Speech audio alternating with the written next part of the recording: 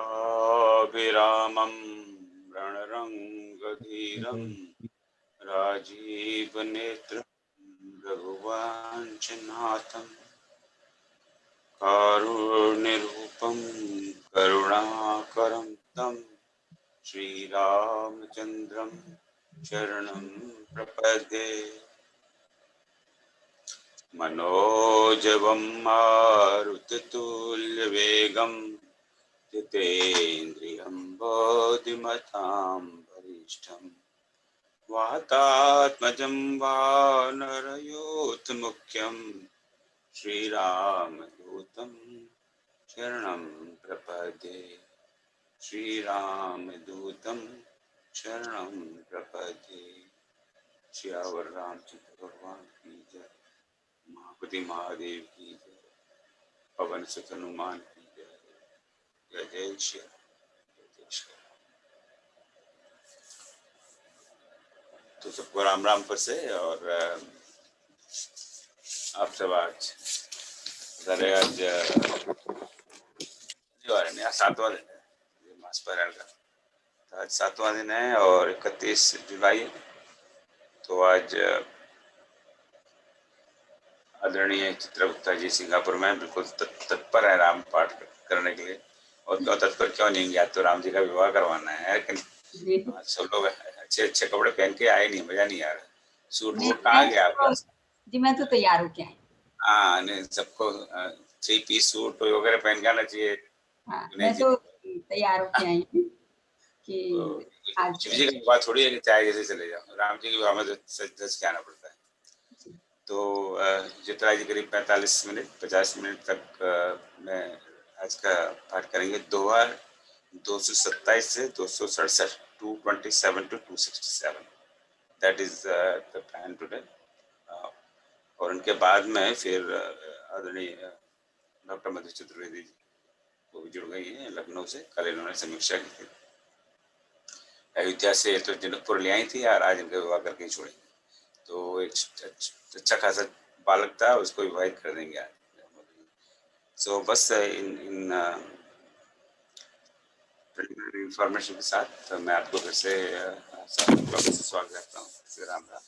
और चलो हम चित्रा जी को आमंत्रित करता हूँ कि आज का पाठ सुनो। जय श्री राम जी। मैं प्रारंभ करूं जी। सबको मेरी राम राम नमस्ते। और मैं प्रारंभ कर रही हूँ।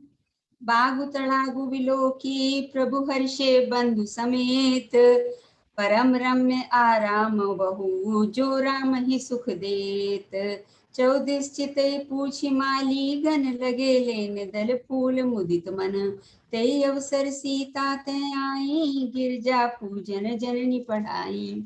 संग सखी सब सुभग सयानी गावहि गीत मनोहर बानी। सर समीप गिर जाए सोहा बरनी न जाय देखी मन मोहा। मज्जनु करि सर सखी समेता भई मुदित मन गौरी निकेता। पूजय कीनी अधिक अनुरागा निजन रूप सुभग बरु मागा। एक सखी सिय संग बिहाई गई रही देखन फुलवाई। तेहु दो बंधु बिलो के जाई प्रेम विवश सीता पही आई। तासु दशा देखी सखिन पुलक गात जल नयन। कहूँ कारणो निज हर्ष कर पूछे सब मृदु बैन। देखनि बाग कुंवर दोई आए वह किशोर सब भांति सुहाए। श्याम गौर किमि कहूँ बखानी गिरा अनयन नैन बिनु बानी। सुनि हर्षि सब सखी सयानी सियहि अति उत्कंठा जानी। एक कही नृपसुत तई आली सुने जो मुनि संग आए काली। जिन्हें निज रूप मोहिनी डारी कीन्हे स्वबस नगर नर नारी। बरनत छवि जह तह सब लोगु अवश्य देखी हैं देखन जोगु। तासु बचन अतिशय सुहानी दरस लागी लोचन अकुलानी। चली अगन करी प्रिय सखी सोई प्रीति पुरातन लखन न कोई। सुमरी सिय नारद वचन उपजी प्रीति पुनीत, चकित विलोकति सकल दिसी, जनु शिशु मृगी समय सबीत। कंकन किंकनी नूपुर धुनि सनी, कहत लखन सन राम हृदय गुनी। मानहु मदन दुंदुभि दीनी, मनसा विश्व विजय कहे कीनी। अस कहीं फिरे चितई तई ओरा, सिय सुख ससी भय नैन चकोरा। भय बिलोचन चारु अचंचल, मन हुई सकुच निमित जे दिगंचल। देखि सिय शोभा सुख पावा, हृदय सराहत बचनु न आवा। जनु बिरंच सब निज निपुनाई, बिरंच विश्व कह प्रगति दिखाई। सुंदरता कहूँ सुंदर करी, छवि ग्रह दीप सिखा जनु बरई। सब उपमा कवि रहे जुठारी, कही पट तरऊ विदेह कुमारी। सिय शोभा हिय बरनि प्रभु, आपनि दशा विचारी। बोले सुचि मन अनुज सन, बचन समय अनुहारी। तात जनक तन आय सोई, धनुष यज्ञ जहि कारण होई। पूजन गौरी सखी लय आई, करत प्रकाशु फिरई फुलमाई। जासु बिलो की अलौकिक शोभा, सहज पुनीत मोर मन क्षोभा। सो सब कारण जान विधाता, हर कहीं सुबद अंग सुनु भ्राता।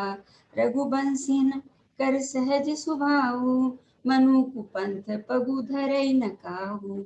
मोहि अतिशय प्रतीति मन केरी, जई सपने पर नारी न हेरी। जिन्ह केलहाई नर पुरन पीठी, नहीं पावही परतिय मनु डीठी। मंगन लही न जिनके नाही, ते नर बर थोड़ी जग माही। करत बरकते अनुज सन, मन सिय रूप लुभावना। मुख सरोज मकरंद छवि, करई मधुप इव पान। लता ओट तब सखिन लखाए, श्यामल गौर सुख किशोर सुहाए। देखी रूप लोचन ललचाने, हर्ष जनु निज निधि पहचाने। थके नयन रघुपति छवि देखे, पलकिनु परिहरि निमेषे। अधिक स्नेहु ते भय भौरी, सरद ससिय जनु चितव चकोरी। लोचन मग रामहि उर आनी, दीने पलग कपाट सयानी। जैसिय सखीन प्रेम बस जानी, कही न सकई कछु मन सकुचानी। लता भवन ते प्रगट भेल, ते ही अवसर दो भाई। निग से जुग जुग निग से जनु जुग बिमल विधु, जलद पटल बिल गाई। शोभा सीम सुबग दो बीरा, नील पीत जल जाभ शरीरा। मोर पंख सिर सोहत नीके, गुच्छ बीच बिच कुसुम कली के। भाल तिलक श्रम बिंदु सुहाए, श्रवण सुबग भूषण छवि छाए। विकट भ्रगुटि कच भूघर बारे, नव सरोज लोचन रतनारे। चारु चुबक नासिका कपोला, हास बिलास लेत मनु मोला। मुख छवि कही न जाई मोहि पाई, जो बिलोक को काम लजाई। उर्मणि माल कंबुकल गीवा, काम कलव कल भुज बल सींचा। सुमन समेत बाम कर दोना, सांवर कुंवर सखी सुठी लोना। केहरी कटी पट पीत धर, सुषमा सीलन धान। देखी भानु कुल भूष नहीं, बिसरा सखी ने अपान। धरि धीरज एक अली सयानी, सीता सन बोली गही पानी। बहुरी गौरी कर ध्यान करे हूँ, रूप किशोर देखी किन लेहूँ। सकुचि सिय तब नयन उघारे, सन्मुख दो रघुसिंद निहारे।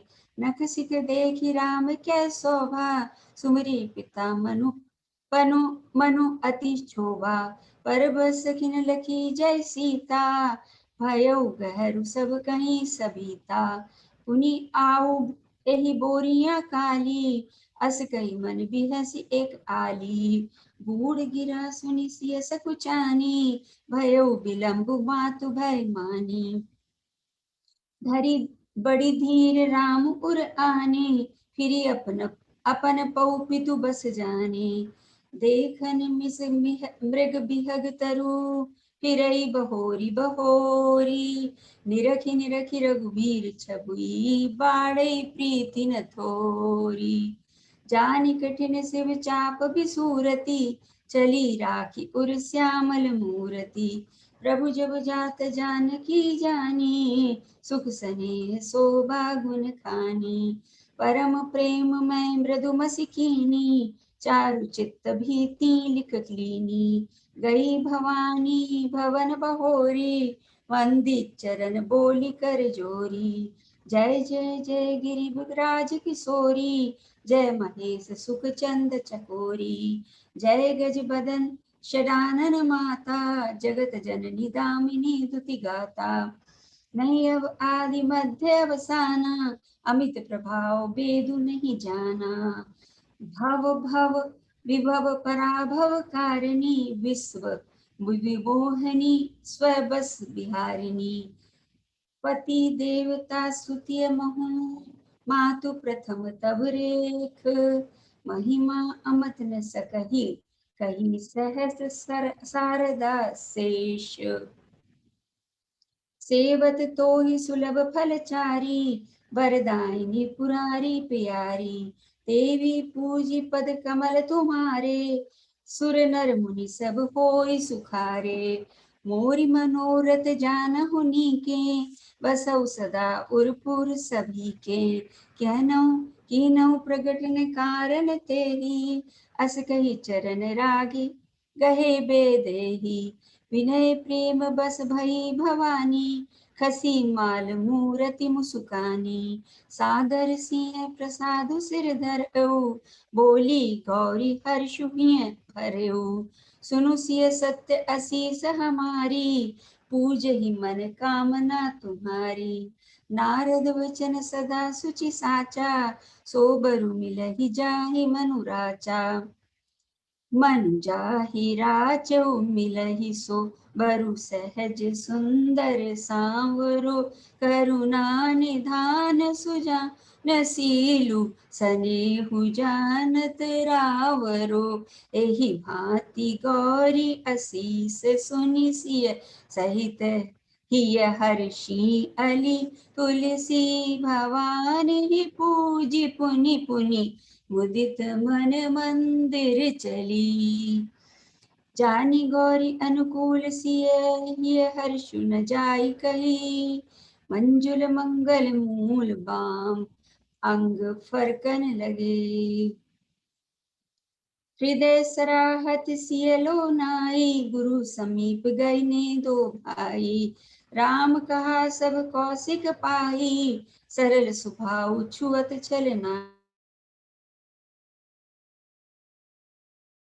पुनि असीस दो भाई नह दीनी, सुफल मनोरथ हों तुम्हारे। राम लखन सुनु भय सुखारे, करि भोजन मुनि बर विज्ञानी। लगे कहन कछु कथा पुरानी, विगत दिवस गुरु आय सुपाई। संध्या करन चलो दो भाई, प्राची दिशि शशि उयऊ सुभावा। सिय मुख सरिस देखु सुख पावा, बहु विचारु कीन मन माही। सिय बदन समहिन कर नाही, जन्म सिंधु पुनि बंधु विपु। दिन मलिन सकलंक, सिय मुख समता पाव किमी। चंदु बापुरो रंक, घटई बढ़ई बिरहिनी दुखदाई। ग्रसई राहु निज संधि पाई, कोक शोक प्रद पंकज द्रोही। अब गुण बहुत चंद्रमा तोही, वैदेही मुख पट तर दीने।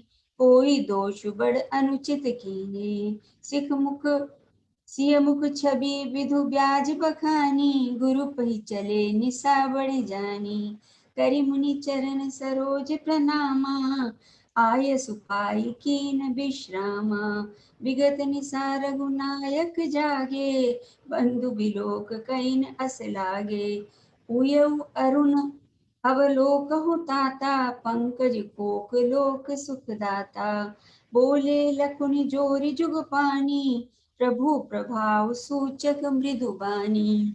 अरुणोदय सकुचे कुसुम कुमुद, उडगन ज्योति मलिन। जिमि तुम्हारे आगमन, सुनि भय नृपति बलहीन। नृप सब नखत करई उजियारी, टारि न सकई चाप तम भारी। कमल कोक मधुकर खगनाना, हर्षे सकल निसा अवसाना। ऐसे प्रभु सब भगत तुम्हारे, होई हहि टूटे धनुष सुखारे। उयऊ भानु बिनु श्रम तम नासा, दुरे नखत जग तेजु प्रकाशा।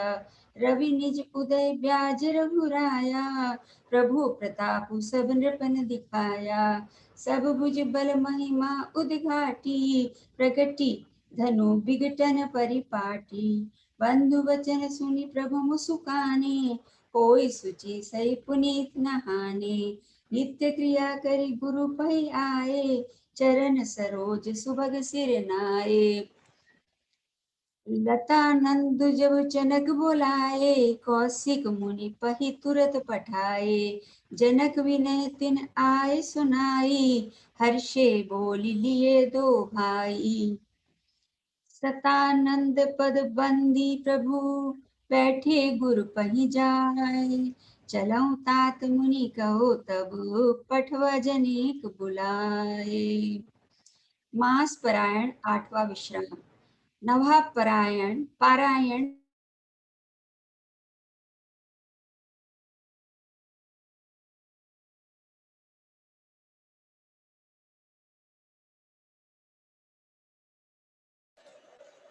चलिए आप पढ़ते रहिए कीर्ति जी।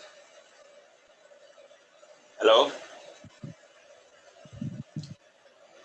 स्वयंवरु देखहि जाई। मुनि वृंद समेत कृपाला, देखन चले धनुष मखसाला। रंग भूमि आए दो भाई, असि सुधि सब पुरबास न पाई। चले सकल ग्रह काज बिसारी, बाल जुबान जरठ नर नारी। देखी जनक भीर पै भारी, सुचि सेवक सब लिए हंकारी। तुरत सकल लोगन पहि जाहु, आसन उचित देहु सब काहू। कही मृदु वचन विनीत, तिने बैठारे नर नारी। उत्तम मध्यम नीच लघु, नीच नीच थल अनुहारी। राजकुंवर थे अवसर आए, मनहु मनोहरता तन छाए। गुण सागर नागर बरवीरा, सुंदर श्यामल गौर शरीरा। राज समाज विराजत रूरे, उडगन महु जुग जुग विदु पूरे। जिनके रही भावना जैसी, प्रभु मूर्ति तिन देखी जैसी। देखई रूप महारन धीरा, मघो वीर रसु धरे शरीरा। डरे कुटिल नृप प्रभु निहारी, मनो भयानक मूर्ति मारी। रहे असुर छल छोनिप बेशा, तिने प्रभु प्रगट काल सम देखा। पुरबासिन देखे दो भाई, नरभूषण लोचन सुखदाई। नारी बिलो कहीं हर्ष हिय, निज निज रुचि अनुरूप। अनुसोहत सिंगार धरी, मूर्ति परम अनूप। विदूषण प्रभु विराट में दीसा, प्रभु मुख कर पगलोचन सीता। जनक जाति अवलोकहि कैसे, सजग सगे प्रिय लागहि जैसे। सहित विदे बिल कोई रानी, शिशु सम प्रीति न जाति बखानी। जोगिन परम तत्व में मासा, सम सहज प्रकाशा। हरि भक्तन देखे दो भ्राता, इष्ट देव इव सब सुखदाता, राम ही चितव भाय जही, सिया सोसन सुख नाही कथनिया, उर अनुभवती ना कही सक सो, कवन प्रकार कहे कपि को, ए विधि रहा जाहि जस भाऊ, ते तस देख कौशल राऊ, राजा राज समाज मोह, कौशल राज किशोर, सुंदर श्यामल गौर तन, विश्व विलोचन चोर, सहज मनोहर मूर्ति दो, कोटि काम उपमा लघु सो, शरद चंद निंदक मुख नीके, नीरज नयन भावते जी के, चितवनी चारु मार मनुहरनी, भावती हृदय जात नहीं बरनी, कल कपोल श्रुति कुंडल लोला, चिबुक अधर सुंदर मृदु बोला, कुमुद कर निंदक कुमुद बंधु कर निंदक हासा, भ्रकुटी विकट मनोहर नासा, भाल विशाल तिलक झलकाई, कच बिलो की अली अवली लजाई, पीत चौतानी सिरहि सुहाई, कुसुम कली बिच बीच बनाई, रेखे रुचिर कंबुकल गीवा, जनु त्रिभुवन सुषमा की सीमा, कुंजर मणिकंठा ललित उरन तुलसी का माल, ऋषभ कंद केरी थवनी बल निधु बाहु विशाल, कटी तुनीर पीत पट बांधे, कर सर धनुष बाम कर कांधे, पीत यज्ञ उपबीत सुहाए, नखसिक मंजु महा छवि छाए, देखी लोग सब भये सुखारे, एकटक लोचन चलत न तारे, हर्षे जनक देखी दो भाई, मुनिपद कमल गहे तब जाई, करी बिनती निज कथा सुनाई, रंग अवनि सब मुनहि दिखाई, जह जह जाहि कुंवर बर दो, तह तह चकित चितव सब को, निज निज रुख राम ही सब देखा, कोई न जाने कछु मरम विशेषा, माली रचना मुनि नृपसन केहू, राजा मुदित महा सुख लेहू, सब मंचन ते मंचु एक, सुंदर बिसद विशाल, मुनि समेत दो बंधु तैं, बैठा रे महिपाल, प्रभु देखी तब सब नृप हिय हारे, जनुरा कैस उदय भय तारे, असी प्रतीति सबके मन माही, राम चाप तोरब तक नाही, बिन भजे हूँ बहु धनुषु विशाला, मेली है सिय राम उरमाला, अस विचारि गवनौ घर भाई, जसु प्रताप बलु तेजु गवाई, बिहस्य अपर मुनि सुनी बानी, जे अविवेक अंध अभिमानी, तोरहु धनुष ब्याहु अवगाहा, बिन तोरे कोई कुंवर बिहाय, एक बार कालों किन कोई, सिय हित समर जितब हम सोऊ, यह सुनी अवर महीप मुस्काने, धर्म सीध हरि भगत सयाने, सिय बिआहबी राम गर्भ, दुरी करी नृपन के, जीति को सक संग्राम, दशरथ के रण बांकुरे, व्यर्थ मरौ जनि गाल बजाई, मन मोदक निभु भूख बुताई, सिख हमारी सुनि परम पुनीता, जगदम्बा जानु जिय सीता, जगत पिता रघुपति विचारी, भरी लोचन छवि लेहु निहारी, सुंदर सुखद सकल गुण राशि, ए दो बंधु शंभु उर्वासी, सुधा समुद्र समीप बिहाई, मृग जलु निरखि मरौकत धाई, करौ जा इजा कहू जोई भावा, हम तो आज जन्म फलु पावा, अस कई भले भूप अनुरागे, रूप अनूप बिलोचन लागे, देख सुर नव चढ़े विमाता, विमाना बर्षै सुमन करई कल गाना, जानि सुअवसरि सिय तब पठई जनक बुलाई। चतुर सखी सुंदर सफल सादर चली लवाई। सिय शोभा नहीं जाय बखानी जगदम्बिका रूप गुण खानी। उपमा सकल मोहि लघु लागी प्राकृत नारी अंग अनुरागी। सिय बरनिय तेई उपमा देई कुकवि कहाय अजस पोलेई। जो पट तरिय तिय समसिया जग असि जुबति कहाँ कमनिया। गिरा मुखर तब अर्घ भवानी रति अति दुखद अतनुपति जानी। विष वारुणी बंधु प्रिय जेहि कही रमा सम किमि बेदेहि। जो छवि सुधा पयो निधि होई परम रूप में कच्छपु सोई। शोभा रजु मंदक सिंगारू पथई पानी पंकज निज मारू। एहि विधि उपजे लच्छी जब सुंदरता सुख मूल। तदपि सकोच समेत कवि कहीं सिय समतूल। चली संग लय सखी सयानी गावत गीत मनोहर वाणी। सोहो नवल तनु सुंदर नारी जगत जननी अतुलित छवि भारी। भूषण सकल सुदेश सुहाए अंग अंग रचि सखिन बनाए। रंग भूमि जब सिय पगुधारी देखि रूप मोहे नर नारी। हर्षित सुर न दुंदभी बजाई वर्षि प्रसून अप्सरा गाई। पानी सरोज सोहे जय माला अवचट चितई सकल भूवाला। सिय चकित चित राम ही चाहा भये मोहो बस सब नर नाहा। मुनि समीप देखे दो भाई लगे ललकी लोचन निधि पाई। गुरुजन लाज समाज बड़ देखि सिय सपुचानी।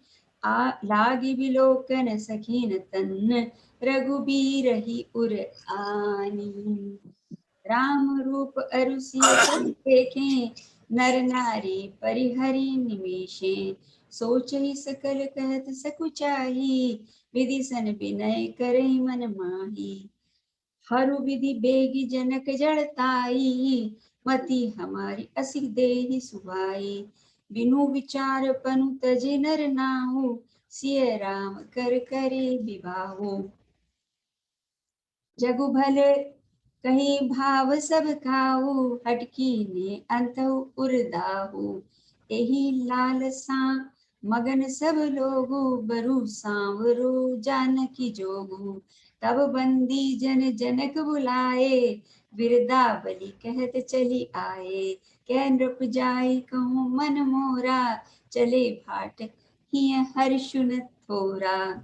बोले बंदी वचन बर सुनहु सकल महिपाल। पन विदेह कर कहीं हम भुजा उठाई विशाल। नृप भुज बल विदुषी शिव धनु राहु गरहु कठोर विदित सब काहू। रावण बानु महाभट मारे देखी सरासन गवहि सिधारे। सोई पुरारी को दंडु कठोरा राज समाज आज जोई तोरा। त्रिभुवन जय समेत वैदेही बिनहि विचार बरई हटि देहि। सुनिपन सकल मुनि भूप अभिलाषे भट मानी अतिशय मन माखे। परिकर बांधि उठे अकुलाई चले इष्ट देवन सिर नाई। तम किता किता की शिव धनु धरहि उठई न कोटि भांति बलु करहि। जिनके कछु विचारु मन माही चाप समीप महिप न जाई। तम की धरे धनु मूढ़ नृप उठई न चले लजाई। मनहु पाई भट बाहुबल अधिक अधिक गुरु आई। भूप सहस दस एक ही बारा लगे उठावन टरई नटारा। डगई न शंभु सरासन कैसे कामी वचन सती मनु जैसे। सब नृप भये जोग उपहासी जैसे बिनु विराग समन्यासी। कीरति विजय वीरता भारी, चले चाप कलबर बसहारी। बीहत भय हारिये राजा, बैठे निज निज जाय समाजा। न पई बिलोक जनु अकुलाने, बोले वचन रोष जनु साने। दीप दीप के भूपति नाना, आए सुनिए हम जो पन ठाना। देव दनुज धरि मनुज शरीरा, विपुल वीर आए रणधीरा। कुंवरी मनोहर विजय बड़ी, कीरति अति कमनीय। पावनिहार बिरंच जनु, रचौ न धनु दमनीय। कहु काहि एहु लाभु न पावा, काहु न शंकर चाप चढ़ावा। रहु चढ़ाओ तोरब भाई, तिलु भूरि भूमि न सके चढ़ाई। अब जनि को माखे बट मानी, वीर विहीन मही मैं जानी। तजौ आस निज निज ग्रह जाहु, लिखा न विधि देहु विवाहु। सुकृत जाय चुप्पनु परिहरहूँ, कुंवरी कुआरी रहूँ न करऊँ। जो जन तेहु बिनु भट्ट भुवि पाई, तो पनु करी होतहु न हसाई। जनक वचन सुनी सब नर नारी, देखी जानकी भय दुखारी। माँ के लखन कुटिल भय भोहे, रदपट फरकत नैन रिसोहे। कही न सकत रघुवीर डर, लगे बचन जनु जान। नाई राम पद कमल सिरु, बोले गिरा प्रमाण। रघुवंश निमहु जह कोई होई, तही समाज अस कहु न कोई। कही जनक जसि अनुचित वाणी, विद्यमान रघुकुल मनि जानी। सुनौ भानुकुल पंकज भानु, कहो सुभाव न कुछ अभिमानु। जो तुम्हारे अनुशासन पावो, कंदुक इव ब्रह्मांड उठाओ। काचे घट जिमि डार फोरी, सकौ मेरी मूलक जिमि तोरी। तब प्रताप महिमा भगवाना को, बापुरो पिनाक पुराना। नाथ जानी अस आयस होई, कोतिक कर बिलेख सोई। कमल नान जिमि चाप चढ़ावो, जो जन सत प्रमाण लय धामो। तोरो छत्रक दंड जिमि, तब प्रताप बलनाथ। जोग न करो प्रभु पद सपथ, कर न धरो धनुमाथ।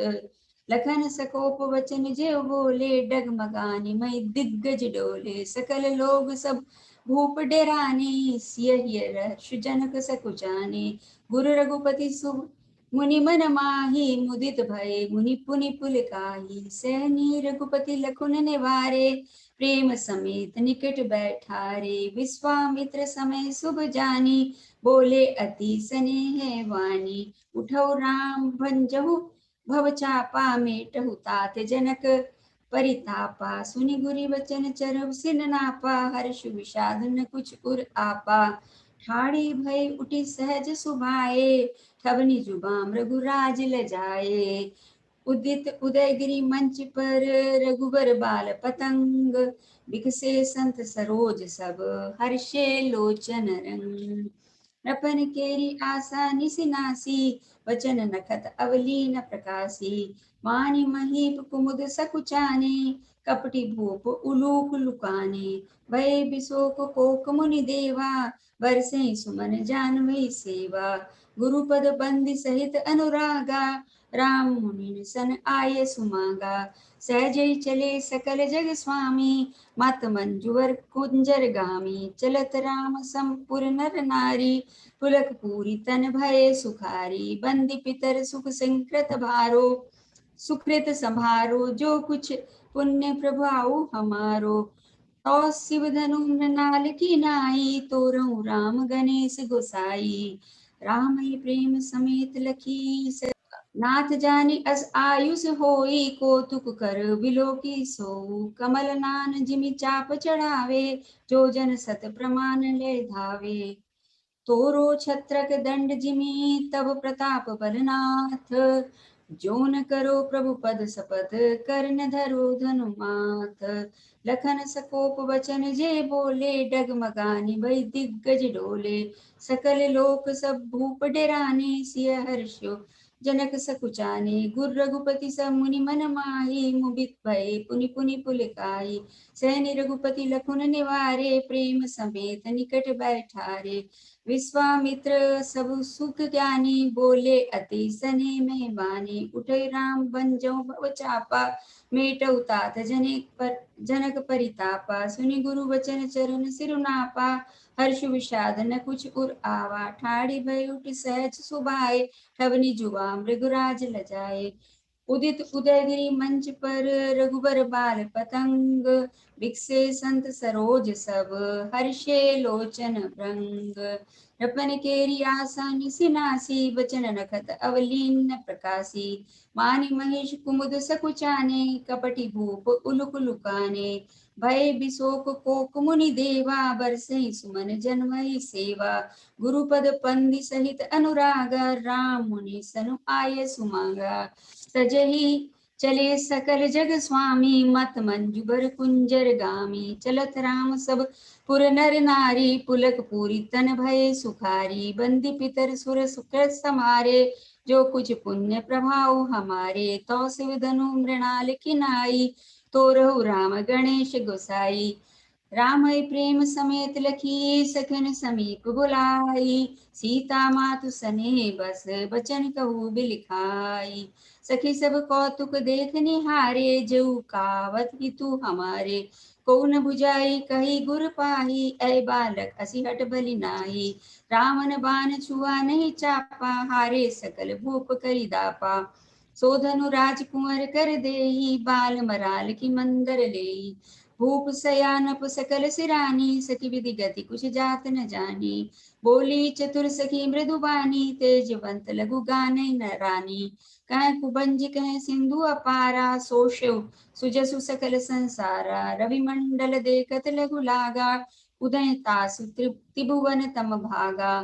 मंत्र परम लघु जासु बस, विधि हरि हर सुर सर्व। महामंत्र गजराज कहूँ, बस कर अंकुश खर्व। काम कुसुम धनु सायक लीने, सकल भुवन अपने बस कीने। देवी तजी संसौ अस जानी, भंजब धनुष राम सुनु रानी। सखी वचन सुनु मैं परतीति, मिटा विषाद बड़ी अति प्रीति। राम रमाहि बिलोकि बदेहि, सब हृदय बिनवती जहि तेहि। मन ही मन मानव अकुलानी, होई प्रसन्न महेश भवानी। कहूँ सफल आपनी सेवकाई, करे हित हरु चाप गरु आई। गणनायक बरदायक देवा, आजु लगे किनि तऊ सेवा। बार बार बिनती सुनि मोरी, करौ चाप गुरुता अति थोरी। देखि देखि रघुवीर तन, सुर मानव धरि धीर। भरे बिलोकन प्रेम जल, पुलकावली शरीर। नीके निरख नैन भरी शोभा, पितु पनु सुमरी बहुरी मन शोभा। अहि तात दारुनि हठानी, समुचित नाई कछु लाभु न हानि। सचिव समय सिक देख न कोई, बुद्ध समाज बड़ अनुचित होई। कै धनु कुल सही चाई कठोरा, कै श्यामल मधुगात किशोरा। विधि कई भांति धरो उर धीरा, सिरस सुमन कन बेदिय हीरा। सकल सभा के मति में भोरी, अब मोहि शंभु चाप गति तोरी। निज जड़ता लोगन पर डारी, होई हरौ रघुपति निहारी। अति परिताप सिय मन माही, लव निमेष जुग सै समझाही। प्रभु चितई पुनि चितव मही, राजत लोचन लोल। खेलत मन सिज मीन जुग, जनु विदु मंडल डोल। गिरा अलिनि मुख पंकज रोकी, प्रकट लाज निशा अवलोकी। लोचन जलुर लोचन कोना, जैसे परम कृपाल कर सोना। सकुचि व्याकुलता बड़ी जानी, धरि धीर जो प्रतीति उर आनी। तन मन वचन मोर पनु साचा, रघुपति पद सरोज चितुरासा। तै भगवान सकल उर्वासी, की रही मोहि रघुपर के दासी। जय के जय पर सत्य सनेहु, सोते मिलई न कछु संदेहु। प्रभु तन चितई प्रेम तन ठाना, कृपा निधान राम सब जाना। सियई विलो की तकेउ धनु कैसे, चितव गरो लघु ब्याल ही जैसे। लगन लखेउ रघुवंश मणि, ताको हर को दंड। पुलकी घात बोले वचन, चरण अपि ब्रह्मांडो। दिसि कुंजर कमठ कही कोला, धरऊ धरनी धरि धीर न डोला। रामु चही शंकर धनु तोरा, हो सजग सुनि आय सुनोरा। चाप समीप राम जब आए, नर नारी सुन सुकृत मनाए। सब कर संचव अरु अज्ञानो, मंद महीपन कर अभिमानो। रघुपति केरी गर्भ गरु आई, सुन मुनि बरन केरी कदराई। सिय कर सोचु जनक पछितावा, रानी कर दारुण दुख पावा। शंभु चाप बड़ बोहति पाई, चढ़े जाय सब संगु बनाई। राम बाहु बल सिंधु अपारो, चहुत पारु नहीं को कड़ हारू। राम बिलो के लोग सब, चित्र लिखे से देखी। चितई सिय कृपया तन, जानि बिलेक विशेषी। देखी विपुल विकल देही, निमिष विघात कलप समतेही। त्रसित बारी बिन जोतनु त्यागा, मुए करई का साधु तड़ागा। का वर्षा जब कृषि सुकाने, समय चूके पुनि का पछताने। अज्य जानकी देखी, प्रभु पुल के लखी प्रीत विशेषी। गरही प्रणाम मन कीना, अति लाघम उठाई धनु लीना। दमक उदामिनी जिमि जब लयु, पुनि नव धनु मंडल संभयउ। खेल चढ़ावत खेचत गाढ़े, काहु न लखा देखु सम ठाढ़े। ते छन राम मध्य धनु तोरा, भरे भुवन धनि घोर कठोरा। भरे भुवन घोर कठोर, रव रवि बाजि तजि मारगु चले। चिक्करहि दिग्गज डोल मही अहि, कोल कुरुम कल मले। सुर असुर मुनि कर दान की, कान दीने सकल बिकल विचारहि। हो दंड खंडेउ राम तुलसी, चैती बचन उचारहि। शंकर चापु जहाज सागरु, रघुबर बाहु बल। मूर्सु सकल समाजु चढ़ा, जो प्रथमहि सो बस। प्रभु दोई चाप खंड महि डारे, देखि लोग सब भई सुखारे। कौशिक रूप पयोनिधि पावन, प्रेम बारी अवगाहु सुहामन। राम रूप राखे सुनिहारी, बढ़त बीच पुलकावली भारी। बाजे नव गहे निशाना, देव बंधु नाचे करि गाना। ब्रह्मादिक सुर सिंधि बुनीसा, प्रभु प्रशंसहि देहि असीसा। बरसे सुमन रंग बहु माला, गावें किन्नर गीत रसाला। रई भुवन भरी जय जय बानी, धनुष भंग धुनि जात न जानी। मुदित कही जय तै नर नारी, भंजऊ राम सुभंजनु सुबंधनु धारी। बंदी मगध सुत गण विरुद्ध, बंधई मति धीर। करई निछावर लोग सब, है गए धन मनि चीर। सांझि मृदंग शंख सेनाई, भेरी ढोल दुंदभी सुहाई। बाजो बहु बाजने सुहाए, जय तय जुगति ने मंगल गाए। सखिन सहित हर्षि अति रानी, सुखत धान पराजनु पानी। जनक लयो सुखु सोचु बिहाई, पैर थके तहाँ जनु पाई। श्रीहत भय भूप जनु धनु टूटे, जैसे दिवस दीप छवि छूटे। सिय सुखई बरनिय के भांति, जनु चात की पै जलु स्वाति। राम ही लखनु बिलोकत कैसे, सीसहि चकोर किशोर कु जैसे। सतानंद तब आय सुदीना, सीता गमनु राम पहि कीना। संग सखी सुंदर चतुर, गावहि मंगल चार। गवनि बाल मराल गति, सुषमा अंग अपार। सखिन मध्य सिय सोती कैसे, छवि गण मध्य महाछवि जैसे।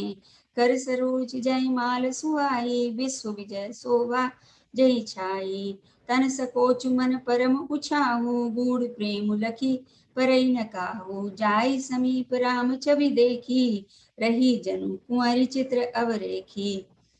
चतुर सखी लखी कहा बुझाई, परिहा बहु जय माल सुहाई। सुनत जुगल कर माल उठाई, प्रेम विवश पहिराई न जाई। सोहत जनु जुग जलज सनाला, सीसई सबीत देई जयमाला। गाँव छवि लोक सहेली, सिय जयमाल राम उर्मिली।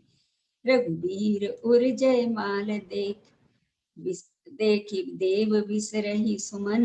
सकचे सकल भुआल, जनु बिलो की रवि कुमुद गन। पुर अरु व्योम बजाने बाजे, खल भय मलिन साधु सब राजे। सुर किन्नर नर नाग मुनि सा, जय जय जय कहि देई असीसा। नाचे गावे विबुध बधूटी, हर पुष्पांजलि छूटी। जय तय प्रेम जय तय विप्र वेद धुनि करही, बंदे बिरदावली उच्चरई। मही पाताल नाक जसु व्यापा, राम बरि सिय बजऊ चापा। करई आरती पुर नर नारी, देई निछावर बित्त विसारी। सोती सिय राम के जारी, सभी सिंगारों मनहु एक ठोरी। सखी कहे प्रभु पद कहु सीता, करत न चरण परस अति बीता। गौतम स्त्रिय गति सुरति करी, नहीं परसती पग पानी। मन भी हसे रघुवंश मनी, प्रीति अलौकिक जानी। तब सिय देखि भूप अभिलाषे, क्रूर कपूत मूढ़ मन माखे। उठी उठी पहिरी सनाह अभागे, जय तय गाल बजावन लागे। लेऊ छड़ाई सिय कहूँ कोई, दरी बांधो रब बालक दोई। तोरे धनुष चाड़ नहीं सरई, जीवत हमें कुमर को बरई। जो बह दे कुछ करे सहाई, जीतौ समर सहित दो भाई। साधु भूप बोले सुनि मानी, राज समाज लाज लजानी। बलु प्रताप वीरता बढ़ाई, नाक पिनाक संग सिधाई। सोई सुव्रता की अब कहूँ पाई, असी बुद्धि तो विधि मुँह मसिलाई। देखौ राम नैन भरी तजी, ईर्षा मधु हो। लखन रोष पावको प्रबल, जान सलभ जान हो। बैनते बलि जिमि चह कागो, जिमि ससु चहे नाग अरि भागो। जिमि चाह कुशल अकारण कोही, सब संपदा चहे शिव द्रोही। लोभी लोलुप कल खिरति चढ़ई, अकलंकता की कामी लहई। हरिपद विमुख परम गति चाहा, तस तुम्हारे ललचौ नर नाहा। कोला हलु सुनित सिय सकानी, सखी लवाई गई जय रानी। राम सुभाय चले गुरु पाही, सिय स्नेह बरनत मन माही। रानी चरित सोच बसिया, अब धों विदहि काहे करनिया। भूप वचन सुनि इत उत तकहि, लखनु राम डर बोल न सकें। अरुण नैन भ्रकुटी कुटिल, चितवत नृपन सकोप। मनहु मत गजर गन, निरखि सिंह किशोर ही चोप। जय श्री राम। या पर राम जय जय राम, मेरे प्रभु राम सीताराम। मंगल भवन मंगल हारी, द्रवौष दशरथ अजर बिहारी। जय श्री राम जय श्री राम, जय श्री राम जय श्री राम। जय श्री राम जय श्री राम, जय श्री राम जय श्री राम। श्यावर रामचंद्र भगवान की जय। महादेव की, पवन सुत हनुमान की। जय जय श्री राम। बहुत सुंदर चित्रा जी, जी सुंदर पाठ धन्यवाद। आपने किया, बिल्कुल मैं एकदम। घड़ी पे देख रही थी और बीच में पता नहीं कैसे वो चला गया। हाँ बताइए, चलो राम जी की जो मर्जी अपने हाथ में तो नहीं। ठीक है, और पर आपने बहुत, घड़ी पर भी ध्यान रख रही थी। हाँ बहुत सुंदर आपने पाठ किया हमारे एकदम। पास अच्छा भी रहा, किया ना। अच्छा रहा जी धन्यवाद जी धन्यवाद। क्योंकि चित्रा घड़ी जी बहुत सुंदर रहा, बहुत अच्छा और समय से गया। हाँ जी एकदम समय से, सब बहुत अच्छी बात है। Thank you very much. अभी आप आपने जो मुझे ये अवसर दिया। मैं अच्छा कहा आपने चित्रा जी, अच्छा हुआ, ठीक कहा। अवसर तो राम जी देते हैं, बस चलो। आप निमित्त हैं उसके। तो चित्रा जी सिंगापुर में, तो इस समय वहाँ पे मेरे ख्याल से करीब करीब 8 बजने आए। हाँ 7:55 7:51। हाँ, सो बस अब मैं आदरणीय मधु जी का आमंत्रित करता हूँ, पर इसके पहले एक कल का बता दूँ कार्यक्रम। तो आज एक सप्ताह हमारा पूरा होने जा रहा है। तो इस पूरे सप्ताह हमारे भाई राम मलिक जी ने मॉडरेट किया है इसको। पता नहीं लग रहा है कि वो क्या कुछ कर भी रहे हैं, पर ये सब जो भी समीक्षक हैं, नहीं कर तो नहीं रहा हूँ कुछ, कर नहीं रहा हूँ कुछ भी। रामायण पाठ कर रहे हैं, उन सबको कांटेक्ट करके मेकिंग श्योर कि सब लोग समय, सब लोगों को पता है, भूल जाएं आ जाएं। So that's very important role, you know. Suddenly जिस दिन हो कार्यक्रम उस दिन जो वक्ता ना हो या समीक्षक नहीं हो, तो फिर लास्ट मिनट कंफ्यूजन हो जाता है। So thank you very much, आपने एक नैया संभाली। अब कल से नैया धर्मेंद्र जी संभाल रहे हैं। धर्मेंद्र जी कम से एवरी डे। धर्मेंद्र जी यहाँ पर है अपने साथ सिस्टम में, उन्होंने वीडियो ऑफ कर रखा है, so he will be moderating for 1 more week। कल का पाठ शालिनी गर्ग करेंगी कतर से, वो कतर में, so will move to mid east west क्या कहते हैं, गल्फ कंट्रीज में। वो बालकांड में यहीं 267 से शुरू करेंगी और 318 तक जाएंगी, 267 to 380। और कल हमारे भाई राकेश चौबे जी जो अपने समक्ष हैं, देखो शायद ना नहीं आएगी सजा। हम जब वो कल की समीक्षा करेंगे। यहाँ की आवाज़ को कहेंगे ये कल का कार्यक्रम है। तो बिफोर आई टेरेस रिक्वेस्ट पर ही बैठ के सुन सकते हो आराम से terrace. Any question, any comment? आपका किसी कोई प्रश्न हो, कोई कमेंट? ओके, चलो सब ठीक ही चल रहा है मेरे ख्याल से। बस और एक आपको थोड़ा याद दिला दूं कि फिर अभी तो करीब 3.5 घंटे बाद we will have regular Saturday meeting, जिसमें 2 रामायणों पर चर्चा है। और आज से एक नया क्या कहें उसको, एक्सपेरिमेंट प्रयोग करने जा रहे हैं कि रामायण के प्रश्नों के उत्तर।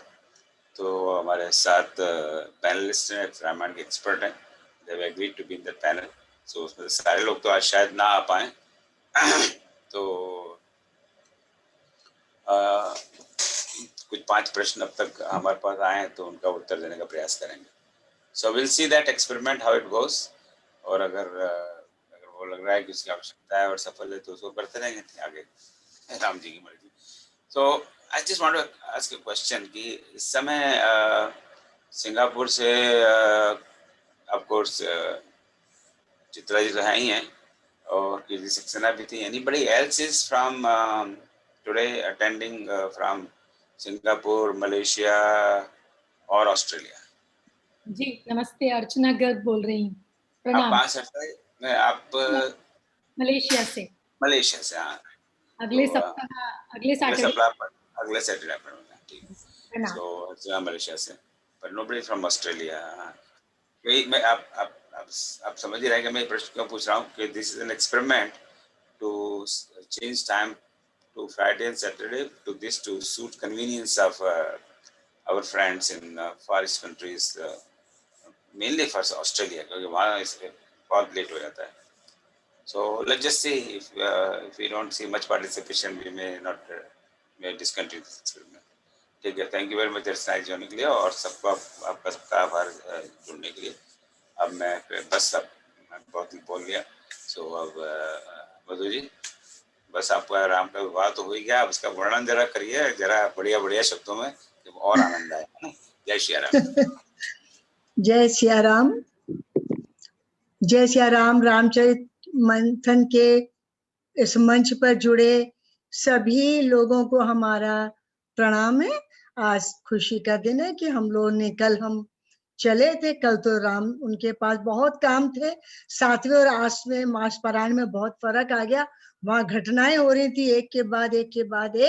और 8वें मास पारायण में मिथिला पहुंच गए और उसके बाद तुलसीदास जी ने अपनी सब मर्यादाओं से सबको अलग करके वो राम और जानकी के प्रेम में पूरी तरह डूब गए. तो बस इस पारायण में आज घटना नहीं है, सिर्फ वर्णन है. घटना मात्र इतनी है कि वो वहां पहुंच गए मिथिला और सीता जी का स्वयंवर हो गया. तो उस घटना में घटना बताने जैसा कुछ भी नहीं है, लेकिन सुंदरता ये है कि राम को देख करके जो वहां का जो माहौल है, जो वातावरण को तुलसीदास जी ने सृजित किया है, यहाँ तो बहुत थोड़े समय में उसे बता पाना बहुत मुश्किल है. लेकिन इस प्रसंग की सबसे बड़ी खूबसूरती, चित्रा जी आपने बहुत अच्छा पहले तो बता दिया, आपने पाठ किया, आपका बहुत बहुत सुमधुर पाठ के लिए आपका आभार. और आपके पाठ आपने किया है और बस उसमें से जो हमने समझा है वो हम यहाँ आपसे बता रहे. तो जब वहां मतलब राम और लक्ष्मण के साथ विश्वामित्र जब पहुंचते हैं और विश्वामित्र को सूचना मिलती है तो वे खुद दौड़ पड़ते हैं शतानंद जी के साथ जाकर के उनका स्वागत करके, और उनको देख करके, राम को देखकर पता नहीं उनको कैसे उनके अंदर एक सुयोग्य अपनी बेटी जानकी के लिए वर दिखाई देने लगता है। इधर तुलसीदास जी जनक जी के अंदर एक उत्साह देख रहे हैं कि वो देख रहे हैं कि शायद जानकी के लिए हमें एक वर मिला है। जब गौरी पूजन के लिए सीता अपनी सखियों के साथ जा रही हैं तो उनकी सखियों उन्हें चुपचाप राम के दर्शन करा देती हैं। ये वर्णन मतलब तुलसीदास जी इतनी सुंदरता से कर रहे हैं कि संयोगों को मिला रहे हैं, और वो लोग चुपचाप उनकी सखियां उनको राम के दर्शन करा देती हैं। और उधर राम और लक्ष्मण उपवन में घूम रहे हैं, और घूमते हुए उन्हें सीता के कंगन, पायजेब, करधनी, उनकी आवाजें, ध्वनियां हैं, राम देख नहीं रहे हैं, सिर्फ उनके कान, मर्यादा है राम की और तुलसी की भी मर्यादा है, तो वो देख नहीं रहे मुड़ के किसी को, लेकिन वो उन ध्वनियों को, उनकी कंगन, पायजेब और सबके और ध्वनियों को सुनते सुनते वो ऐसा लगता है कि उनके आवाज का अनुसरण करते हुए उन्हें एक झलक सीता जानकी को देखने की मिल जाती है। और यहाँ तुलसीदास जी ने राम के मन में जानकी के लिए और जानकी माँ के मन में राम के लिए जो प्रेम प्रज्वलित हुआ है, उस श्रृंगार का बहुत ही मर्यादित वर्णन किया है। जानकी है वो गौरी से राम को एक बार देखने के बाद जानकी भी अपने मन में तय कर लेती हैं कि मुझे यही वर चाहिए, और वे गौरी से बार बार राम को पति के रूप में पाने के लिए पूजा कर रही हैं। सारी मिथिला है वो राम लक्ष्मण को देखने के लिए उमड़ पड़ती है कि ये इतने सुंदर राजकुमार आए हैं। और जानकी ही नहीं, सारी रानियां, समस्त नगरी धनुष तोड़ने की शर्त के लिए महाराजा को कोसने भी लगी, क्योंकि उनको लग रहा है ये दो विरोधी भाषा है, इतना सुंदर ये राजकुमार, जानकी के लिए इससे सुंदर वर कोई हो नहीं सकता। और जब उन्हें राजा जनक की शर्त याद आती है तो कहते हैं ये 16 इतना छोटे से राजकुमार ये तो धनुष तोड़ ही नहीं पाएंगे। तो उन्हें लग रहा है कि वो सारे लोग राजा जनक को इस बात के लिए कोस रहे हैं कि ये शर्त उन्होंने ऐसी कठिन शर्त क्यों लगाई। और सुकुमार राजकुमारों को देखकर धनुष तोड़कर सीता से विवाह कर पाना उन सबको बहुत ही असंभव लगता है।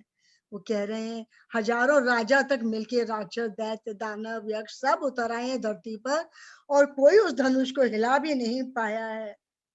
तुलसीदास जी ने इस दशा का बड़ा सुंदर वर्णन किया है।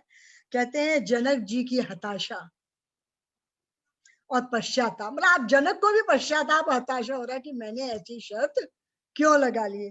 तो जनक जी की हताशा और पश्चाताप है, रानियों के छिपे दारुण दावानल और सीता के मन में पिता के प्रण की कठोरता पर सोच और चिंता। सीता को भी चिंता हो रही है, मेरे पिता ने ऐसी शर्त क्यों लगा दी। और पूरी सभा में इस प्रतिज्ञा को लेकर जनक के विरुद्ध कुछ न बोल पाने की विवशता, देवता और मुनियों की कातरता, लक्ष्मण की जनक जी को चुनौती, विश्वामित्र और जनक का आज्ञा देना और फिर राम द्वारा धनुष को सरलता से तोड़ पाना, ये राम के चरित्र का चरमोत्कर्ष है। ये तुलसी ने इस पूरी घटना में बहुत सुंदरता से दिखाया है, बहुत मानवीय भाव दिखाए हैं। मालूम सब है, सबको मालूम है, लेकिन हर व्यक्ति अपना किरदार निभा रहा है वहां उस मंच पर। हताश राजा जनक हैं, अब सबको मालूम, जब जनक हताश जनक द्वारा ये कहने पर वीर विहीन मही में जानी कि वीर, मुझे लग रहा है आज धरती पे अब कोई वीर नहीं बचा है।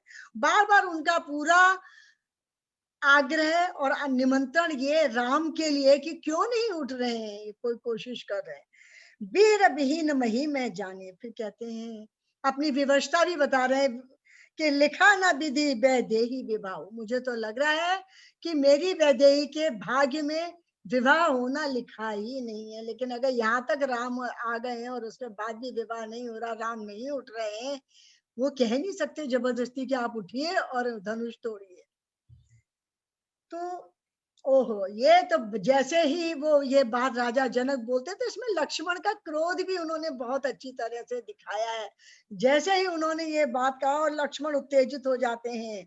रघुवंशी महु जहु को होई तेहि समाज अस कहे न कोई, कहे जनक जैसे अनुचित बानी विद्यमान रघुकुल मनि जानी।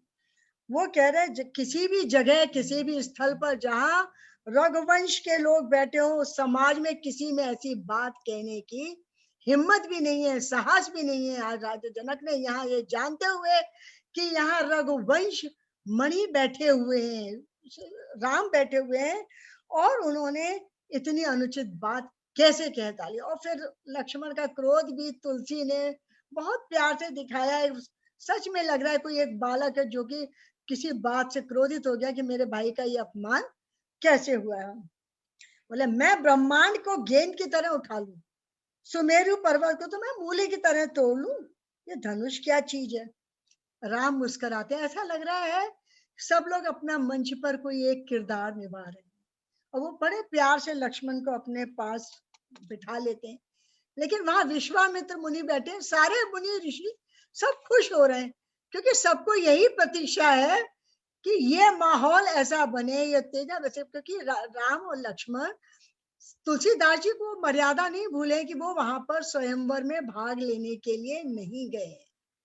वे एक मुनि बालक के तौर पर गए हैं, और जब तक वे स्थितियां और परिस्थितियां नहीं बन जाएंगी तो राम अपनी मर्यादा को लिए बैठे हैं। तो जैसे ही सब विश्वामित्र को लगता है अब सही समय आ गया है, और वो जब राम को अपनी आज्ञा देते हैं कि तुम जाकर के धनुष स्वयंवर के लिए अपने को उठो और इस धनुष को तोड़ने की करो, उन्हें मालूम है तोड़ लेंगे ये। और सचमुच में वो धनुष, तुलसीदास जी का वर्णन देखिए, उन्होंने उसमें फिर जैसे ताड़का मारीच और सुबाहु उन्होंने एक उसमें मरवा दिए, ऐसे ही धनुष को बहुत बड़ी भूमिका तैयार थी, लेकिन राम ने जब धनुष तोड़ा तो वो जैसे लगा उन्होंने एक कमल नाल की तरह धनुष को तोड़ दिया। तो बार बार वो राम के चरित्र को उत्कर्ष दे रहे हैं। कहते तेहि क्षण राम मध्य धनु तोरा, भरे भुवन धुनि घोर कठोरा। सारी धरती हिल गई, सारी पृथ्वी पे हल्ला मच गया, ऊपर से देवता खुश होने लगे, बाहर सब आवाजें हो गई, लेकिन राम ने तो उस धनुष को ऐसे ही तोड़ दिया बिल्कुल। अब सारे पूरा सभा का दृश्य उन्होंने बहुत अच्छा दिखाया है कि सीता उनको जयमाल पहनाती हैं, उनकी शादी विवाह हो जाता है। सारे अभिलाषी जितने भी देव दानव दैत्य महीप मानव हताश होकर अपना आक्रोश विरोध करते हैं और सब निराश होकर लौट जाते हैं। ये तो एक पूरी कथा थी, लेकिन मैं इस वाले पारायण में जो सबसे अधिक बात करने बात है कि इस पूरी कथा को तुलसी जी का साहित्यिक सौंदर्य, क्योंकि मुझे नहीं लगता मानस में उन्हें कहीं भी अपने साहित्यिक और अपनी लेखनी की सुंदरता को दिखाने का कहीं उन्होंने प्रयास किया जितना उन्होंने इस प्रसंग में किया है। तो आज संभवतः संपूर्ण मानस का ये अकेला पारायण है जहां तुलसी की लेखनी अपने इष्ट देव राम और माँ जानकी के मध्य, भाई आप कभी भी अपने माँ और माता पिता के श्रृंगार को या रोमांस को अभिव्यक्त नहीं करते हो, लेकिन यहाँ तुलसी ने राम और माँ जानकी के बीच में जो उपजा श्रृंगार भावों को व्यक्त करने में उनकी लेखनी बहुत मुखर हुई है। ये एक बहुत बड़ा तुलसीदास जी के पूरे मानस के और कांडों से और इस कांड में ये एक बहुत बड़ा अंतर है कि तुलसी ने माँ जानकी और राम के बीच के श्रृंगार को वर्णन किस तरह से किया। जब वे सीता का सौंदर्य का वर्णन करते हैं तो उन्हें सारी उपमाएं, मतलब उन्हें सारी उपमाएं फिर छीनहीन लगने लगती है। कल भी हमने कहा जब उन्होंने सीता के सौंदर्य का वर्णन किया, और वो व्यतिरेक अलंकार है जिसको हम कहते हैं। राम तुलसी जी के बात में एक बात सभी ने नोटिस की होगी, क्यों जो भी बात है उनकी वो कई जगह दिखाई देती है। वो पंक्तियां कई जगह ऐसा लगता है पूरी दोहराई सी जा रही है, लेकिन वो सौंदर्य को वो अब सीता के सौंदर्य पर जब उन्होंने वर्णन किया तो उनकी लेखनी हमेशा उनको सर्वोच्च तो देखती रही, लेकिन उसकी तो उपमा वो किसी से नहीं कर पाए, उसकी तुलना वो किसी से नहीं कर पाए। बहुत सुंदर खुद ही लिख रहे हैं, सिय शोभा नहीं जाई बखानी, जगदम्बिका रूप गुण खानी, उपमा सकल मोहि लघु लागी, प्राकृत नारी अंग अनुरागी। मुझे तो सारी उपमाएं उनके आगे छोटी लगने लगती है, मैं कैसे उनके सौंदर्य का वर्णन करूं। गिरा मुखर तन अरग भवानी, रतिम अति दुखित अतनुमत पतिम जानी, विष बारुनी बंधु प्रिय जेही, कहे राम रमा सम किमि वैदेही की तुलना किससे करूं। सारी उपमाएं जानकी के सौंदर्य के आगे तुच्छ हैं। ये तो लौकिक जगत की उपमाएं हैं। लौकिक जगत की उपमाओं में काया की उपमाएं हैं, त्रिगुणात्मक माइक जगत से ली गई हैं। उन्हें जानकी जी के अप्राकृत सौंदर्य के लिए प्रयुक्त करना अपर्याप्त है। सीता के सौंदर्य और भाग से किसी की भी बराबरी नहीं हो सकती। पृथ्वी की स्त्रियों की क्या कहें, देवलोक की स्त्रियां भी इनके आगे हीन दिखाई देती हैं। कहते हैं सरस्वती से कंपेयर को, भाई सरस्वती हमारे लिए बहुत बड़ा रूप है। कहते हैं सरस्वती तो बहुत ही बोलने वाली है, सरस्वती तो बहुत बोलने वाली है। पार्वती के सौंदर्य से तुलना करें, पार्वती तो खुद अर्धांगिनी है, आधे अंग वाली है, अर्धनारीश्वर है, तो वो अपने आप में संपूर्ण ही नहीं है, उनसे कैसे हम उनकी तुलना करें। रति जो हमारे सौंदर्य की, कहते हैं रति का तो पति अनंग है, उसका तो पति का शरीर ही नहीं है, तो बिना शरीर वाले पति की पत्नी रति जानकी से ज्यादा भाग्यशालिनी कैसे हो सकती है। फिर कहते हैं लक्ष्मी, लक्ष्मी से तो तुलना की जा सकती है सीता की। कहते हैं लक्ष्मी समुद्र से उत्पन्न लक्ष्मी है, उसके भाई कौन है, विष और मध्य। तो विष और मध्य जिसके भाई हो, उसकी तुलना भाग्य में सीता से कैसे की जाती है। तो तुलसी कहते हैं इनमें से किसी से भी तुलसी सीता के सौंदर्य और भाग्य की तुलना नहीं की। ये मतलब उनका अपना एक सौंदर्य को और भाषा की, उनकी वाणी का ये सौंदर्य हमको यहाँ देखने को मिलता है। बहुत बड़ी बात है। अब हम लोगों ने श्रृंगार में, साहित्य में नक्षिक वर्णन को बहुत पढ़ा है, लेकिन कभी आपने पुरुष का नक्षिक वर्णन नहीं पढ़ा होगा। लेकिन यहाँ जब तुलसीदास जी ने इन पारायण में राम के सौंदर्य का भी नक्षिक वर्णन किया है, यह श्रृंगार में भी ये बहुत अनोखा प्रयोग है। और 2 बार किया है, एक बार नहीं किया है। जब राम और लक्ष्मण मिथिला पहुंचते हैं तब उन्होंने किया, नख सिख देख राम कै शोभा, सुमरि पिता पनु मनु अति शोभा, कि वो उनके नक्श के सौंदर्य का वर्णन करते हैं। राम और सीता के बीच प्रेम अंकुरित हो रहा है। मतलब बार बार तुलसी बिना कुछ शब्द कहे राम और सीता के बीच के अंकुरित प्रेम को अपनी मर्यादाओं के, शायद जैसा उन्होंने इस चौपाई में, मैं आपको एक चौपाई बताना चाहती हूँ कि जितना उन्होंने सुंदर वर्णन किया है, जिस भाषा और भाव दोनों लग रहा है सहम गए कि ऐसा वर्णन कोई कर भी सकता है। अच्छा कहीं फिर चितई तही ओरा, अच्छा कहीं फिर चितई तही ओरा, सिया मुख सच भय नयन चकोरा, भय विलोचन चारु अचंचल, मनु सकुच निमित्त तजे दिगंचल। वो कह रहे हैं सीता जी के मुख रूपी चंद्रमा के लिए राम के नेत्र चकोर बन गए हैं। सीता के चंद्रमा रूपी मुख के लिए राम के नेत्र चकोर बनके स्थिर हो गए हैं, और इतने स्थिर हो गए हैं निमि, जैसे मानो पलकों ने झपकना छोड़ दिया है। तो उन्होंने कहा निमि तजे दिगंचल, मनहु सकुच निमि तजे दिगंचल। यहाँ इसके 2 अर्थ हैं। निमि जनक के पूर्वज भी हैं, निमि राजा निमि जनक के पूर्वज भी हैं, और ये कहा जाता है निमि का जो भी निमि को वरदान मिला था कि वो हम सबकी आंखों में पलकों में निमि हमेशा कहते थे निमेश पलके, तो निमेश निमि वो कह रहे हैं ऐसा लग रहा है कि निमि माने राजा जनक के वो बुजुर्ग हैं, तो शायद राम और सीता के इस श्रृंगार भाव को देखने के लिए, उनके उपजे प्रेम को देखने के लिए पलके उन्होंने वो पलकों से निकल के दिगांचल, वो पलकों से निकल के कहीं बाहर चले गए, इसीलिए सबकी पलकें स्थिर हो गई हैं। अब कितना बारीक वर्णन है कि सबके पलके, वो पलके छोड़ के निमि चले गए हैं, इसीलिए सबकी पलकें वहां स्थिर हो गई हैं, बिल्कुल ठहर गई हैं, झपकना भूल गई हैं। तो दोहा 233 से 8 चौपाइयों में उन्होंने बस इसी सौंदर्य का वर्णन किया। और दूसरी बात, जब वे विश्वामित्र के साथ स्वयंवर सभा में पहुंचते हैं तो दोबारा भी उन्होंने वही वर्णन किया है कि लोगों ने पलक झपकना भूल गए।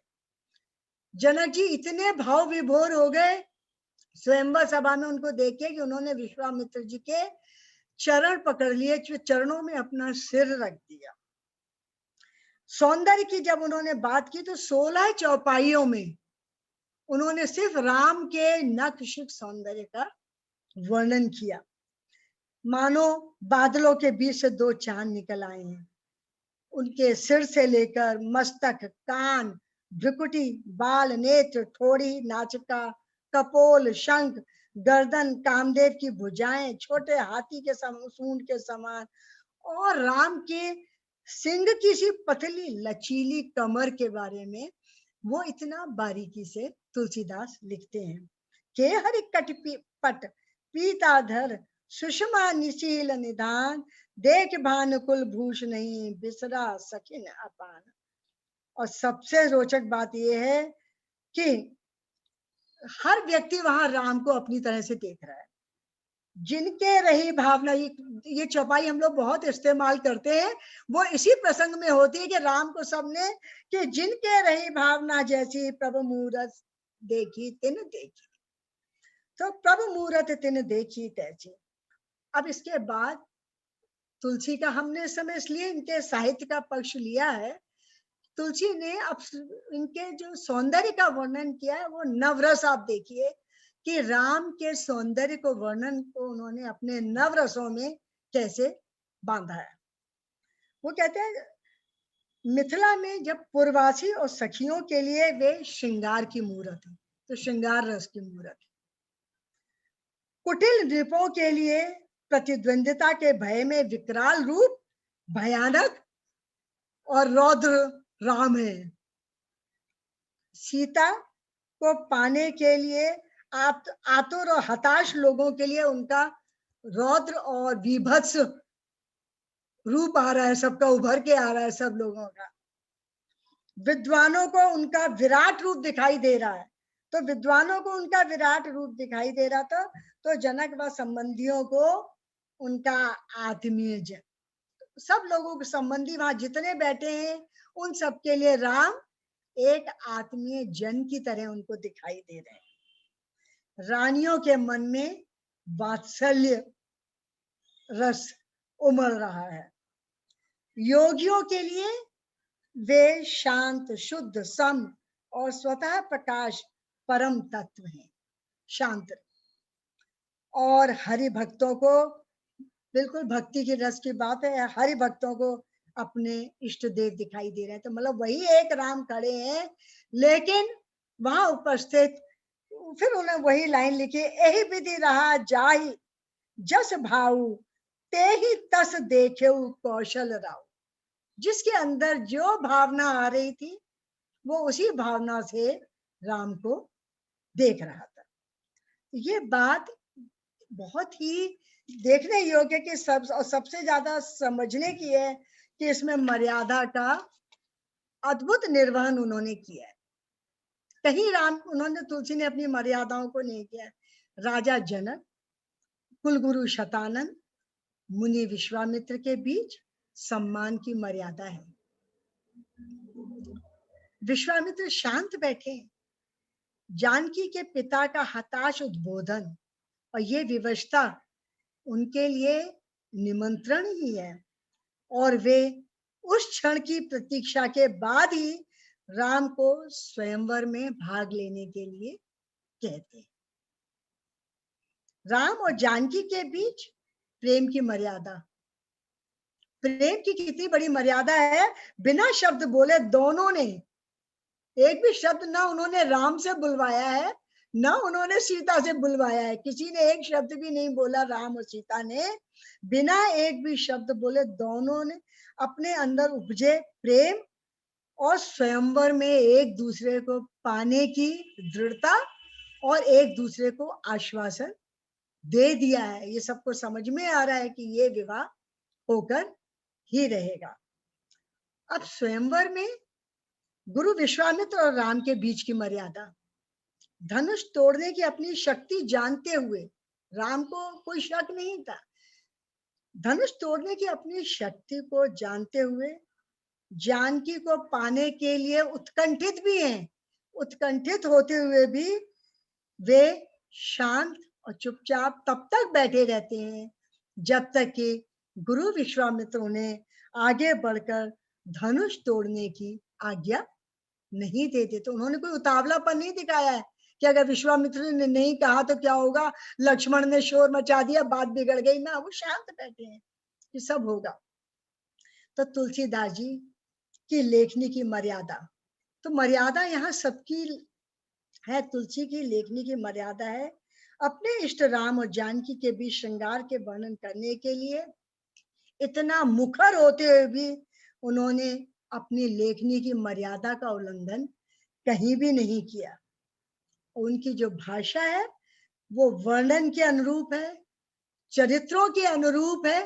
कि तो भाषा कई लोगों को संभालती है, हर चरित्र के अनुरूप है, हर पात्र के अनुकूल है, हर घटना के अनुकूल है, हर संवाद के अनुकूल है और बहुत साहित्यिक, बहुत संयमित और बहुत परिष्कृत है। तो यही इस पारायण का सबसे सुंदर पक्ष है कि अगर हम तुलसी के कला पक्ष को जानना चाहते हैं तो शायद हमारे लिए ये बहुत महत्वपूर्ण है। भाव पक्ष तो राम और सीता के स्वयंवर से बड़ी कोई घटना है नहीं।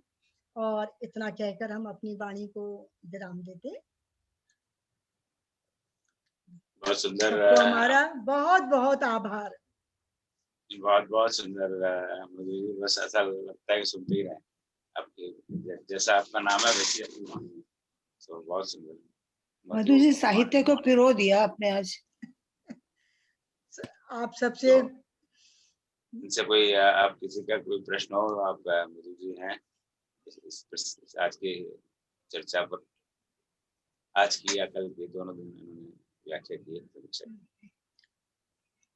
हम यही कहेंगे, इसमें प्रश्न क्या बल्कि सब लोग इसमें ऐड कर सकते हैं। सबका अपना, सभी ने इसको पढ़ा हुआ है तो मतलब कुछ हमने बोला, कुछ अगर आपके मन में आए तो शायद हमको भी कुछ और सुनने में अच्छा लगे। श्योर श्योर, या बिल्कुल। इसमें प्रश्न ना भी है तो मतलब आपने बहुत, मैं आपकी समीक्षा सुन रहा था और वही जब आप नवरस की बात शुरू की तो उसके पहले मैं सोच रहा कि जो साहित्य में नवरस होते तो नवरस होते क्या है, तो फटाफट गूगल की मैंने मदद ली और मैं देख रहा हूँ कि इसमें सारे के सारे 40 चौपाई दोहे के अंदर सारे के सारे रस हैं। और कैसे ये संभव है एक कवि के लिए? अब जैसे भक्ति रस है, अब सीता जी जो पार्वती जी की स्तुति करती हैं वहां पे पूरी भक्ति है। कितने कितने भक्ति भाव से पार्वती माता को करती, और वो इतना है कि उसका एक अंश अब राम की स्तुति का अंग हो गया, श्री रामचंद्र कृपालो भजमन, और बाद में जाके हम उस स्थिति को उसको छोटे को वहीं ऐड कर देते हैं, छोटा है तो है। अब रौद्र रस लक्ष्मण जी थोड़े क्रोधित हो जाते हैं कि तुम्हारी इसी हिम्मत कैसे हुई, यहाँ रघुवंशी में कोई आप मौजूद है और वहां पे इस तरह की बात कर रहे हो। वह एक ही लाइन है, 2 लाइन, वहां रौद्र रस। शांत रस तो राम तो शांताकारम भज विषयनम, तो शांति के स्वरूप ही है। तो वो तो चाहे कुछ भी हो रहा है उनको कोई फर्क, बैठे अपने शांति से बैठे हुए। उनके जैसे शांत स्वभाव तो कहीं देख नहीं सकते। कृष्ण भगवान होते तो बात अलग होती, सुदर्शन चक्र चल गया होता तब तक। वात्सल्य सीता की माता, सभी माताओं में। इतना वात्सल्य भाव आ रहा है राम के प्रति कि अब तो मेरा पुत्र ही है। अद्भुत रस। अब जिस धनुष तोड़ते ही जो जिस तरह से वर्णन किया है, तो ऐसा लगा कितना बड़ा अद्भुत वो समय रहा होगा देखने के लिए। और करुणा रस, सीता जी बड़े शोक में है कि क्या होगा, ये धनुष टूटेगा नहीं टूटेगा, कौन तोड़ेगा, मेरा क्या होगा। का वर्षा जब किसी सुखानी, अब पता लगा कि धनुष तोड़े उसके पहले ही मेरी राम नाम सत्य हो गया, तो फिर ये बड़े एक मैं तो जब भी बात करता हूँ लोगों से कि भैया इसको आप एक धर्म ग्रंथ की तरह मत, इसको आप साहित्य की तरह देखिए कि साहित्य की कितनी उच्च कोटि की कृति है। अब एक हिंदी में सैकड़ों हजारों लाखों किताबें लिखी हुई, धनाधन आज भी लिखी जा रही हैं। आज तो ई पुस्तक का जमाना आ गया, तो लोग जो बनना है लिख रहे हैं, फटाफट ई बुक बन गई, लगे ना फिट करी, रंग चोखा आवे, चोखा आता है कि नहीं आता तो भगवान जाने, राइट। और लाखों लाखों किताबें लिखी जा चुकी हैं और लिखी जा रही हैं। अब पूछा जाए कि आप 10 किताबों का नाम लो जो 5 साल पहले 4 साल पहले लिखी गई, हमें एक ही नाम याद आएगा, रामचरितमानस, क्योंकि और आगे सब किताबों की पता ही नहीं, क्योंकि किसी में कोई दम ही नहीं पता क्या हो। तो एक साहित्य की दृष्टि से हम रामचरितमानस को देखते हैं तो वो एक बहुत बड़ी एक साहित्यिक उपलब्धि है हमारे देश की, बहुत बड़ी मतलब बहुत बड़ी साहित्यिक। तो अब उसको धर्म की दृष्टि से मत देखिए, चलिए वो एक अलग विषय है कि वो हिंदू धर्म में सनातन धर्म है, फर्क बात। तो एक साहित्य की दृष्टि से देखिए तो इसको पढ़ने का और समझने का आनंद है। तो खैर मैं तो छोटे में बड़ी बात कर रहा हूँ, मुझे तो साहित्यवाद के विषय में खास ज्ञान और आप सबको पता ही है, पर आपने बहुत अच्छा प्रकाश डाला तो बहुत आनंद आया। तो आई थिंक उषा जी, हाँ ऐसी मैं ये कहना चाह रही हूँ, हाँ मैं आपकी इतनी सुंदर समीक्षा में आपने जो विवाह का वर्णन किया है, मैं बस क्या बताऊं, मुझे सचमुच इस रामायण को पढ़ने में इसके बाद जो आनंद आएगा वो I am looking forward to it. मुझे आज ही सौभाग्य मिल रहा है रखन रामायण में जाने का, तो मैं आपकी बहुत आभारी हूँ, क्योंकि आपने मैंने कभी 9 रसों को विवाह के इस संदर्भ में कभी अनुभव नहीं किया इस इतने सुंदर क्रम में जैसे आपने बताया। और वाकई में तुलसी जी की कलात्मक प्रदर्शन उन्होंने इन 40 दोहों में जो किया है वो बहुत ही हमारा बोल पाना भी उन्हीं की कृपा है, हमारा बोल पाना भी उन्हीं की कृपा है कि हमको वो चीजें दिख गई। बिल्कुल, इतने सालों से हम जैसे पहले पढ़ते में छान दिया हो उसको, बहुत सुंदर। और हम लोग पढ़ते थे तो इन प्रसंगों को जल्दी से पेज पलट देते थे, ऐसा लगता था इसमें पढ़ना क्या रे, अब ये तो लंबा चलेगा, मिथिला जा रही है, वो हो रहा है, अब ये हो रहा है, वर्णन हो रहा है। हम लोग इसको ऐसे तेजी से निकाल देते थे कि जितना कोर्स में है तो पढ़ लिया जितना, लेकिन इसका आनंद हमने भी पहली बार लिया पूरा। ये तो आप लोगों के प्रति आभार है कि हमें आपने पढ़ने का इसको अब अब तक जितने अभी सबसे याद दिला दूं आपको, इसके भी है और सब जितना भी शुरू करिए, सरोज जी भी आज हैं, उषा जी भी हैं। एक चीज से जानना चाहता हूँ, हाँ सॉरी, नारद बचन सदा सुधि साचा। हाँ जी, नारद बचन सदा सुधि साचा, सो बर मिला ही जा ही मनुराचा। ये नारद जी ने कब वचन दिया था? नारद जी ने कब वचन दिया था? नारद फिर से आप हमें मालूम, मतलब इस पारायण में तो नहीं आई है ये लाइन। 235 में, 235 दोहा में, 235 में 235 आप बता, तो आप बताइए, आप साझा करिए, हमें अच्छा लगेगा आपका उसमें कुछ। नारद बचन सदा सुधि साचा। हाँ यही मैं कह रही हूँ ना कि हम लोग, आप लोग भी बोलिए, बताइए तो कुछ मतलब मैंने अच्छा जानना लगेगा। चाहता हूँ, मुझे नहीं मालूम, मुझे नहीं मालूम, मैं जानना चाहता हूँ कब कहा या कहीं सर्च कीजिए। नहीं अगर 200 वाल्मीकि रामायण में इसका वर्णन करते हैं, जनक जी और नारद जी मिलते हैं तो उनको नारद बताते हैं, वाल्मीकि रामायण में इसका वर्णन है और उसी का ये इस तरह का है। कि इसमें तो नहीं आया है। है मुझे मैं कहूँ थोड़ा सा। हाँ प्लीज मेरा अपना अंदाज है जो कि जब ये शुरू में दिखाया था ना, नारद जी वहां पर जा रहे थे और वो वहां के राजा धर्मराज, क्या नाम था उनकी पुत्री थी विष्णुमोहिनी, तो नारद जी ने शुरू में ऐसा हुआ था, उन्होंने कहा कि इनकी जन्म पत्री देखिए, तो उन्होंने कहा था कि इनको तो ये तो मतलब जगत जननी होंगी, ये है सब कह के, और उन्होंने कहा था कि इनको तो भगवान विष्णु ही मिलेंगे। और वो उन्होंने शुरू में जब कहा था, उसके बाद में जब उनके विवाह के समय, तब उन्होंने भगवान विष्णु से उनका रूप मांगा था, क्योंकि उनको ये लगा कि मुझे किसी तरह इतने मोहित हो गए थे, तो लगा कि बट वो प्रसंग इसमें नहीं आया है। नहीं आया है, लेकिन ये वो कथा अलग है नारद, बल्कि कहते हैं मानस में नहीं है, अध्यात्म मानस में है कहीं पर ऐसा। बस इसमें यह है कि नारद जी का शाप, ये भी एक कारण है जो राम जी को मनुष्य रूप में जन्म लेना पड़ा। ये नारद का शाप था कि तुमने हमें जो करा है तो अब तुम्हें मनुष्य रूप में अवतार लेना पड़ेगा। और वो बंदर जिन तुमने हमें जो रूप देके मजाक बनाया, तो वो अलग कथा है बिल्कुल, कि तुम्हारे बंदर ही तुम्हारी मदद के लिए आएंगे, और मनुष्य रूप में अवतार लेने का एक कारण था। अरे मलिक जी, आपको you wanted to say something? नहीं, ये प्रसंग जो है अध्यात्म रामायण में एक्सप्लेन किया गया है कि नारद जी कहते हैं दशरथ को, जनक जी को, कि ये तो सदा इनकी पत्नी है, लक्ष्मी रूपा हैं, आप उन्हीं से करो विवाह करना। और इसीलिए वो तो अलग ले जाते हैं, सभा भवन में लाते ही नहीं है राम जी को, विश्वामित्र के साथ आते हैं तो उनसे मिलकर के उठवा देते हैं। ओम जी, निरंजन यार। कहिए भाई साहब, इसका एक अर्थ मैं ऐसा भी लेता हूँ कि नारद वचन सदा सुचि साचा, सो बरु मिलई जाहि मनुराचा। आप किस में से पढ़ रहे हैं? मैं रामचरितमानस में ही पढ़ रहा हूँ। 235 दोहे पे ही है, 236 दोहे के ऊपर वाली लाइन, जहाँ मन जाहि राचो मिलई सोवर है वहीं पर।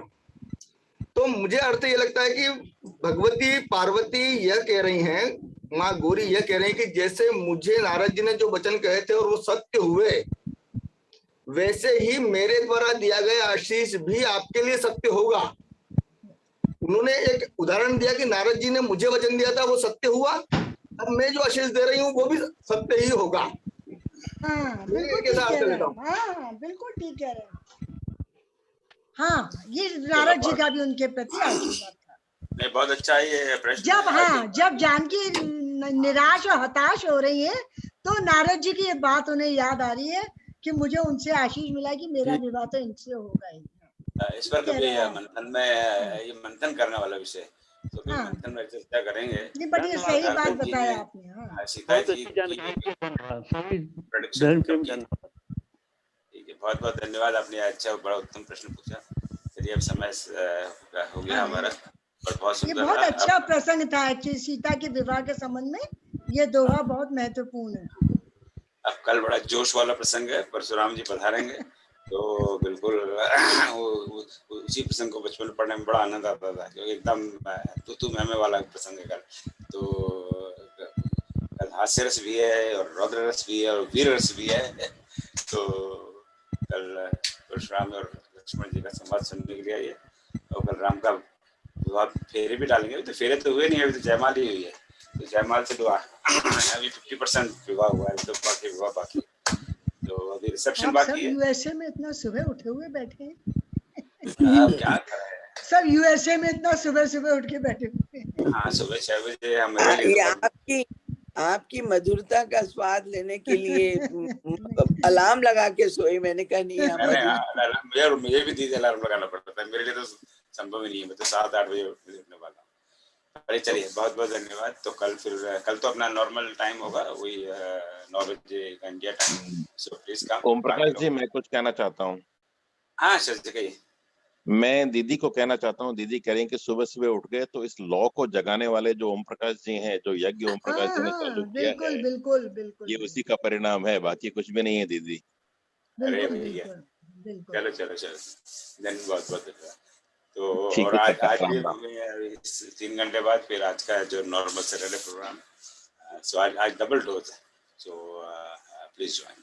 जय श्री राम। जय श्री राम, जय श्री राम। ओम सर्वेषां स्वस्तिर्भवतु, सर्वेषां शान्तिर्भवतु, सर्वेषां पूर्णं भवतु, सर्वेषां मङ्गलं भवतु, सर्वे भवन्तु सुखिनः, सर्वे सन्तु निरामयाः, सर्वे भद्राणि पश्यन्तु, मा कश्चित् दुःखभाग् भवेत्। ॐ असतो मा सद्गमय, तमसो मा ज्योतिर्गमय, मृत्योर्मामृतगमय। ॐ शान्ति शान्ति शान्तिः। जय श्री